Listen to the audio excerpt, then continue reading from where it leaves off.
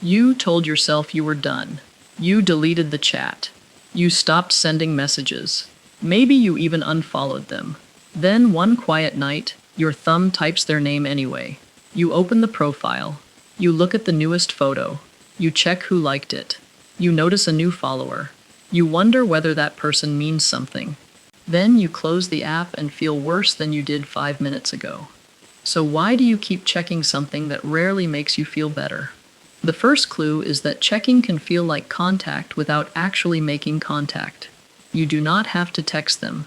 You do not have to risk being ignored. You do not have to admit that you still care. You can simply look.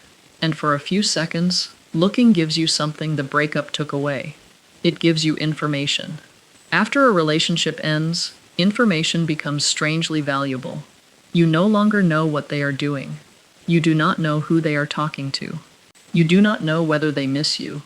You do not know whether they have moved on. You may not even know what the breakup meant to them. That uncertainty can feel harder to tolerate than the profile itself. So your brain finds a shortcut, check, see something, feel a tiny sense of knowing, then discover a new question, check again later. That is the loop. The profile is not always the reward. Sometimes the reward is the brief feeling that you are no longer in the dark. And this is why one quick look can turn into 20 minutes. You begin with one question. Are they okay? Then you see a photo. Now you have another question. Who took that photo? You see a restaurant. Now you wonder who they were with. You see nothing new. Now you wonder why they have not posted. The search for certainty keeps producing more uncertainty. That contradiction matters. You check because you want the feeling to settle.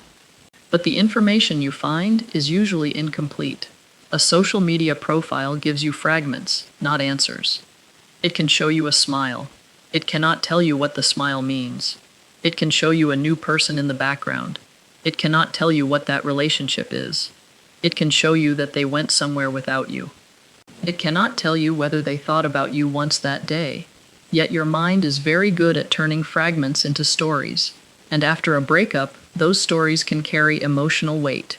In 2012, psychologist Tara Marshall studied 464 people who had experienced a romantic breakup. Participants reported how much they monitored a former partner on Facebook and how they were adjusting after the breakup. More Facebook surveillance was associated with greater current breakup distress, more negative feelings, more sexual desire, more longing for the ex-partner, and less personal growth. That study was correlational, so it cannot prove that checking caused the distress. People who were already more distressed may also have been more likely to monitor an ex, but the pattern reveals something important.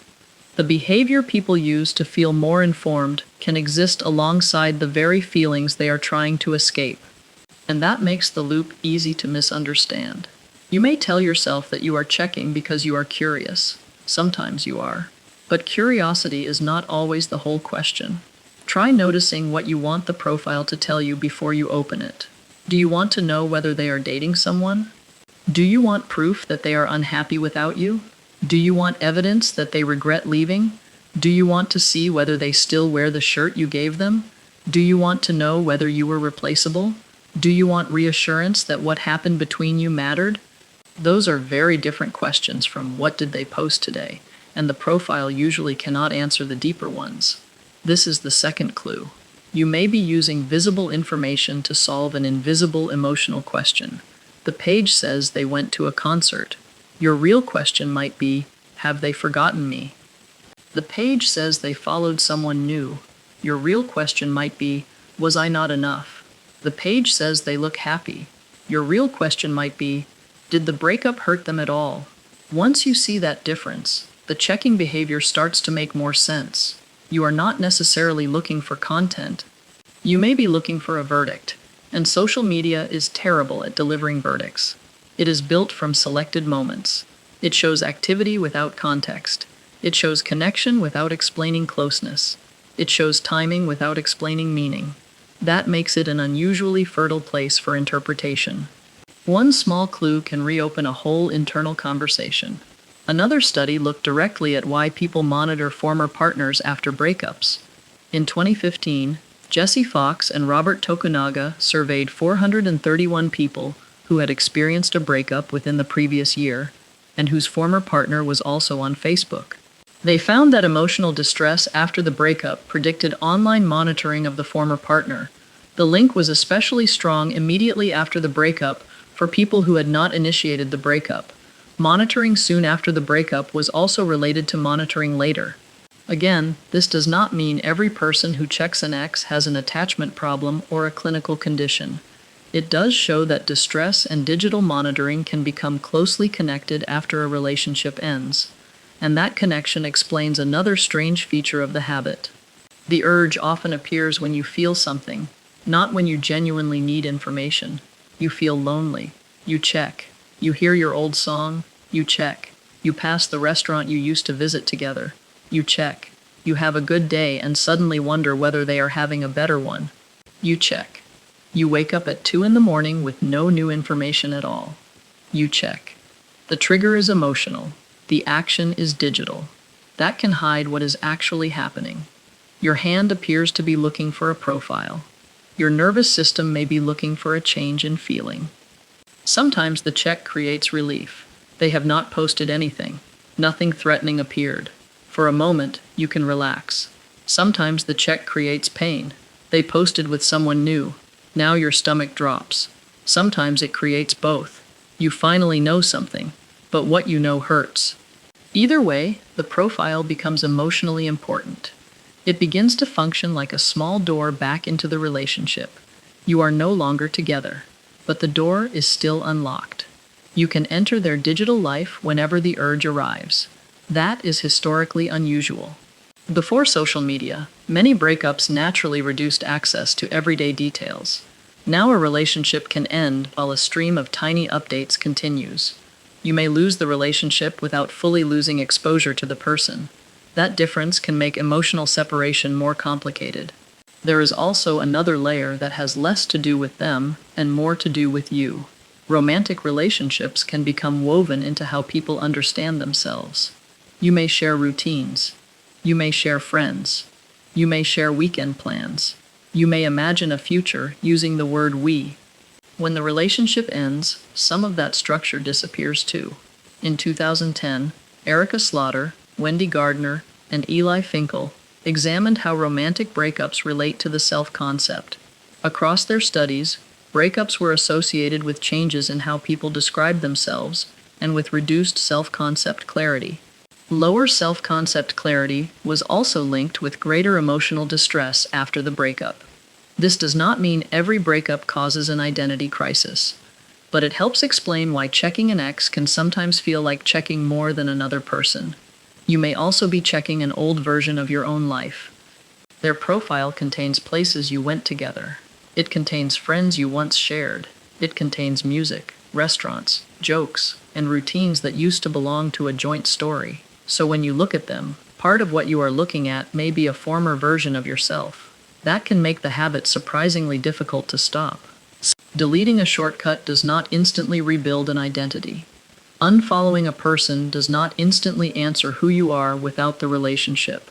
And one more profile check can temporarily make the old world feel accessible again. This creates another contradiction. Checking can make the relationship feel close for a moment. But closeness is not the same as recovery. You might know more about their Tuesday. You may know less about what you need for your own Wednesday. Their life keeps moving on the screen. Meanwhile, your attention keeps moving backward. This does not mean the correct answer is always to block someone. Breakups are different. Some people share children. Some people work together. Some people remain genuine friends. Some relationships ended gently. Some ended with betrayal. Digital boundaries that help one person may be unnecessary or impossible for another. The useful question is not, what is the universal rule? The useful question is, what does checking do to me? Here is a simple self-test. Think about the last 3 times you checked their profile. Do not judge the behavior yet. Just reconstruct the sequence. What happened immediately before the urge? Maybe you felt lonely. Maybe someone else rejected you. Maybe you were bored. Maybe a memory appeared. Maybe you saw their name somewhere. Then ask what you hope to find. A new partner? No new partner? A sad quote? A sign they missed you? Proof that they were doing badly? Proof that they were doing well enough that you could stop worrying? Then ask one more question. How did you feel 10 minutes after checking? Calmer, more activated, relieved for a moment, and then curious again? If the same emotional sequence keeps repeating, you are looking at a loop rather than a one-time decision. And loops are easier to change when you can see their trigger and payoff. So try a small experiment the next time the urge appears. Before opening the profile, write down the exact question you want answered. Make it one sentence. I want to know if they are seeing someone. I want to know whether they miss me. I want to know if I mattered. Then ask whether a profile can actually answer that question. If the answer is yes, notice what that information would change. If the answer is no, notice that too. Then delay the check for 10 minutes. Not forever, not as punishment, just 10 minutes. During those 10 minutes, watch the urge like a wave. Notice whether it rises. Notice whether it changes. Notice what emotion sits underneath it. If you still choose to check after 10 minutes, check deliberately. Then record how you feel afterward. The experiment is not designed to prove that checking is bad. It is designed to show you what checking is doing. You may discover that it gives you useful information, and then the urge ends. You may discover that one answer creates 5 new questions. You may discover that the real trigger was loneliness. You may discover that the profile is being used as a shortcut back to an identity you miss. Once you know the function, you can choose a boundary that matches the function. If the loop is mostly triggered by automatic access, you might mute the account for a while. If the loop begins with searching their name, you might remove the search shortcut or log out for an evening. If the deeper question is whether you mattered, you might write down what the relationship meant to you, instead of asking their feed to certify it. If the deeper problem is an empty routine, you may need to rebuild the part of your life that used to be occupied by the relationship. These are experiments, not universal prescriptions. The goal is not to win a contest in who moved on faster. The goal is to stop asking a profile to do emotional work it cannot do. A page can tell you what they posted. It cannot reliably tell you what they feel. It can tell you who appeared in a photo. It cannot tell you what your relationship meant. It can tell you they went somewhere new. It cannot tell you whether you were replaceable. And it cannot decide who you become after the relationship ends. That part happens off the screen. So the next time your thumb begins typing their name, notice the moment before the profile opens. That moment contains the real mystery. You may think you are about to check what they are doing, but ask what you are actually trying to know. Are you looking for information? Are you looking for relief? Are you looking for proof? Are you looking for the old version of your life? Or are you checking whether the story is really over? Because sometimes the hardest part of stopping is not losing access to their profile. It is accepting that the answers you want may never be waiting there.